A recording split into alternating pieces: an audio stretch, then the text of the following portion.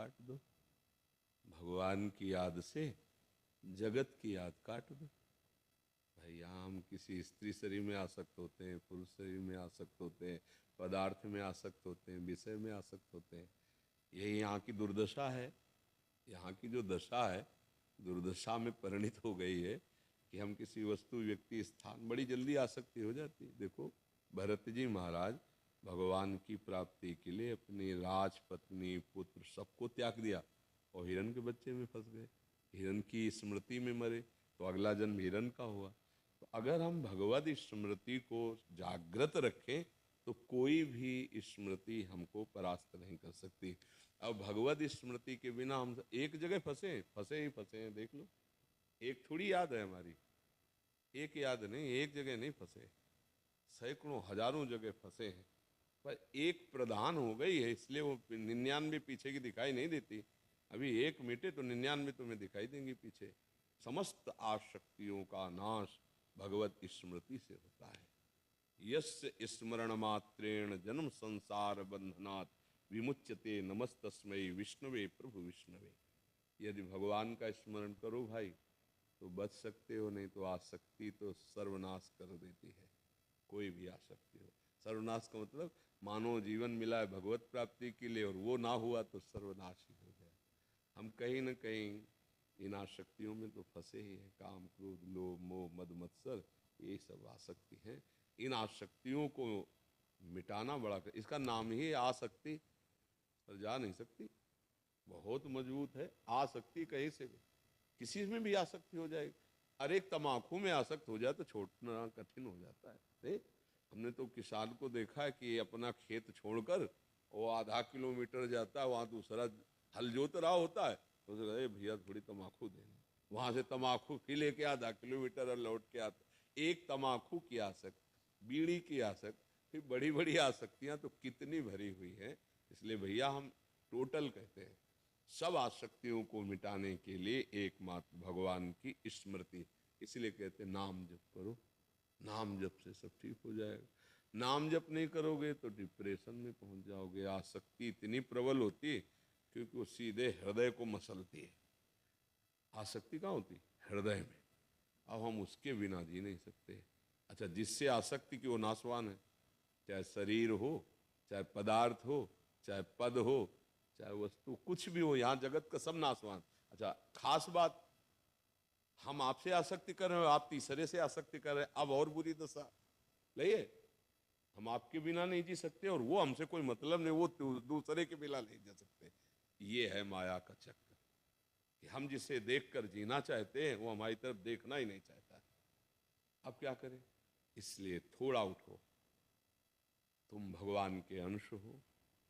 ऐसी स्मृतियों में मत फंसो जो तुमको इतना नष्ट कर दे कि तुम अपने जीवन को ही हार जाओ।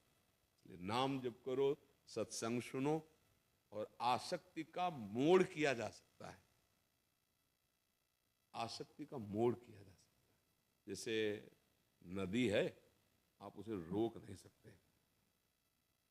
अब उसके लिए पहले नहर निकालो दोनों साइड से, फिर आगे चल के बांध लगा दो, रुक जाएगी क्योंकि उसका पानी निकलने। अब आसक्ति को सीधे रोका नहीं जा सकता, उसको मोड़ दो भगवान की तरफ।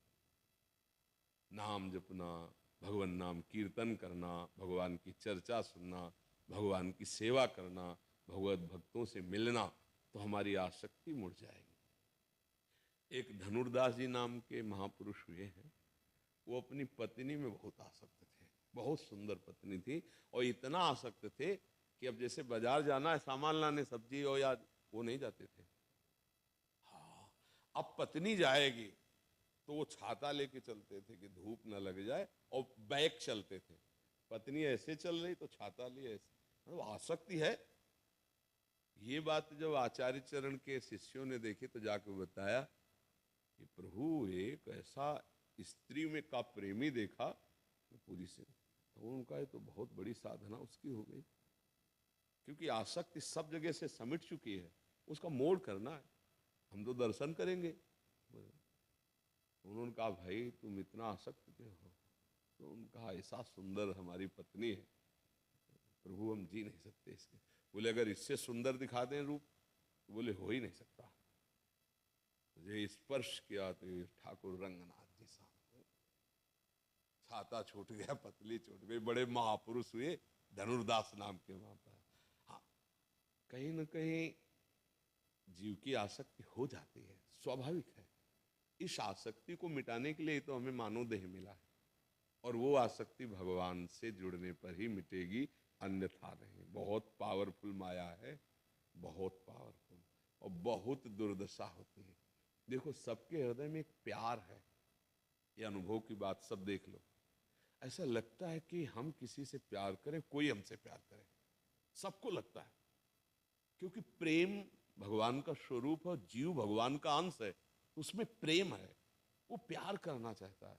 पशु पक्षी, वस्तु, स्थान, पद, कहीं ना कहीं वो प्यार हमारा फैल गया गलत जगह, और वो लौट कर हम जैसा प्यार करते हैं वैसा नहीं मिलता, कहीं से भी आप देख लो, तो वो असंतुष्ट हो जाता है।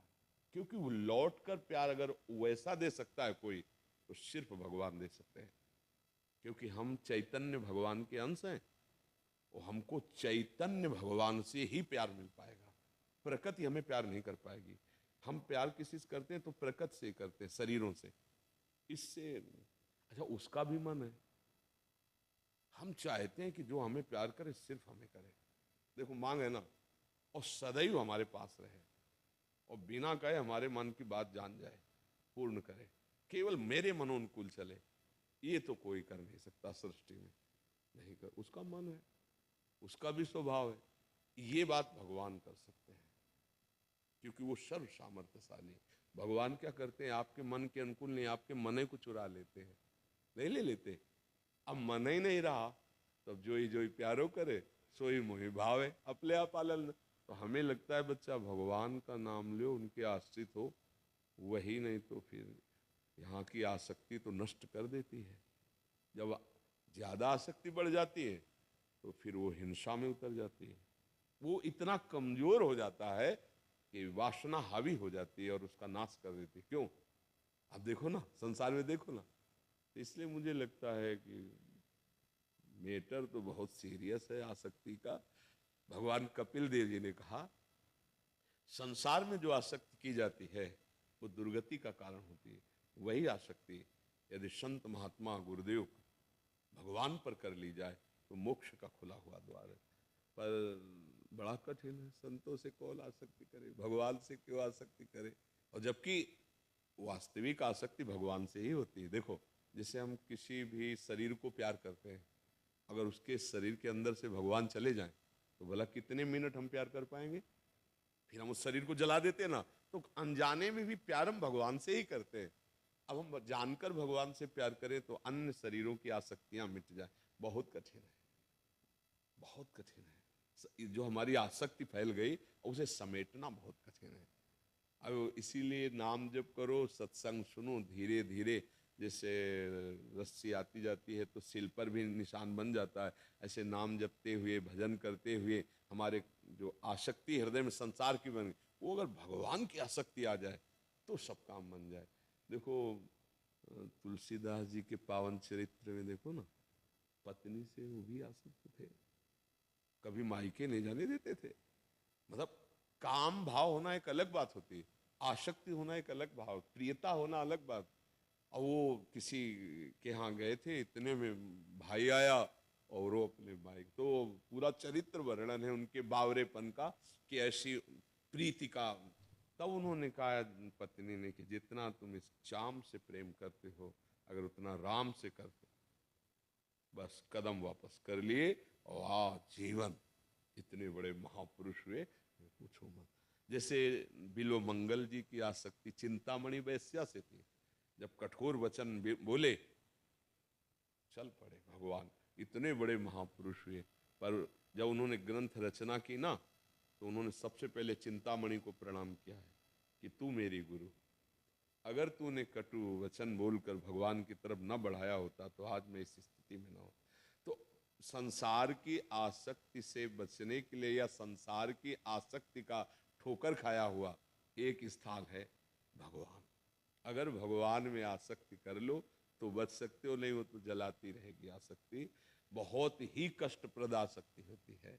और ये माया का खेल है कि हम आपसे प्यार करेंगे तो आप हमसे वैसा प्यार नहीं करेंगे, आप इधर देखेंगे, और ये बात जब हम देखेंगे तो हमारे हृदय में आग लगेगी, जलेगा। यही दुर्दशा माया करती है। वही लिखा कह रहे हो, उसने मेरे को धोखा दिया। तो हम भाई वो तो बता रहे हैं आपको, चाहे लिखो चाहे ना लिखो माया का जो खेल है ना, तो वही है भाई। इसलिए जहां से धोखा नहीं मिलेगा वो एक स्थान है भगवान। महर्षि, आप कह रहे हैं कि प्रभु में आसक्ति हो जाए तो उसका प्रारंभ कहाँ से? नाम जप और सत्संग। नाम जप सत्संग करे तो इससे धीरे धीरे हृदय निर्मल होने लगता है। बड़े बड़े मतलब ये क्या आसक्त हैं, बड़े बड़े आसक्तों को भगवान ने अपना प्रेमी बना लिया। तो इसलिए हमें एक ही उपाय लगता है, भगवान का आश्रय ले ले, वो करुणामय और नाम जप करे, राधा राधा राधा राधा राधा।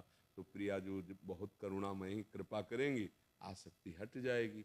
नहीं तो बताया नहीं कि आसक्ति का बड़ा प्रबल स्वरूप है। तो बुद्धि को शुद्ध करो, गलत दिशा में जा रही, गलत जगह आसक्ति कर ली है। तो हमारा ये अधिकार थोड़ी हम किसी को चाहें और किसी को पालें। इतना अधिकार थोड़ी है कि हम जो चाहें वही पालें। ऐसा नहीं, कुछ प्रारब्ध भी तो है।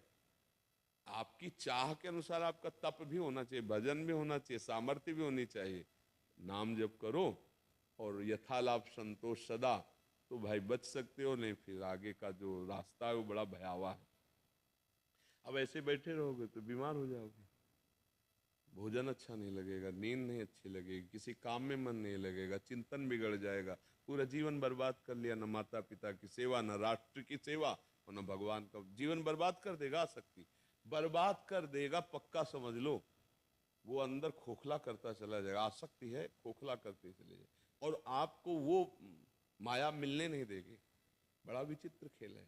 इसलिए बहुत संभल के नाम जप करो, भगवान के आश्रित रहो। बड़ा भयावह संसार, बड़ा भयावह है। सामने वाले की स्थिति क्या है, तो हमें लगता है थोड़ा अपने प्यार को कंट्रोल में करे, शासन में ले अपनी वृत्ति को। ऐसा नहीं कि हम जिसको चाहें उसको प्राप्त कर सकते हैं, ऐसा नहीं है। हाँ, कभी ऐसा संयोग होगा तो आगे तुम्हारा जिससे संयोग होगा भगवान दे देंगे। आसक्ति थोड़ा बचा के करे, ऐसा नहीं कि चित्त को ऐसे खुला बाजार में फेंक दे। ये संसार बाजार है, तुम्हारे मन के अनुसार कोई नहीं चलेगा। बहुत सावधान रहो। क्यों बच्चा? हाँ, नाम जप करो, अच्छे बच्चे बनो, आसक्ति से नहीं बनेगा, इससे तुम्हारी हानि हो जाएगी। जैसे अभी तुम्हारा चेहरा है ना, ये बहुत उदास चेहरा है। ऐसा लगता है कि अगर तुम ऐसे ही रहे तो डिप्रेशन आ जाएगा। ऐसा लगता है क्या आपको? हाँ, इसलिए ऐसे नहीं, अच्छे बच्चे बनो। कोई बात नहीं है, तुमसे गलती हो गई, उसको स्वतंत्र जीने दो अपना, जहाँ जिसका भाव। कोई अधिकार थोड़ी हमारा किसी पे, ए भाई, किसी पे अधिकार थोड़ी। तो आप दूसरा रास्ता चयन करो, भगवान का आश्रय लो। उनको जहाँ ऐसा कुछ ब्याह आदि संयोग कराना होगा वो करा देंगे। और जियो, धैर्य से जीना सीखो। तुम तो मरने का रास्ता तय कर रहे हो, नहीं कर रहे हो। अब ऐसा चिंतन फंसा दोगे तो क्या होगा? हमको तो डर लग रहा है सोच के कि अगर ऐसी आसक्ति, जैसे आपकी स्थिति है ना, अब ऐसी आसक्ति आपको खोखला कर देगी, आपके जीवन की हानि कर देगी। ये ऐसे नहीं बैठा जाता। अरे छल कपट संसार में हो रहा है, तुम क्या सोचते हो सब प्यार करते हैं? पाए जान जगत में सब जन कपटी कुटिल कलयुगी टंचु। आचार्य चरण कहते हैं, कोई बिरला ऐसा होता है कि तुम्हारे प्यार को समझ पाएगा बच्चा, कोई बिरला। क्योंकि प्रेम एक अलौकिक, उसमें रूप नहीं देखा जाता, प्रेम में गुण नहीं देखे जाते, प्रेम में धन नहीं देखा जाता, प्रेम में स्थिति। और यहाँ का प्रेम क्या देखता है? चमड़ा देख के होता है।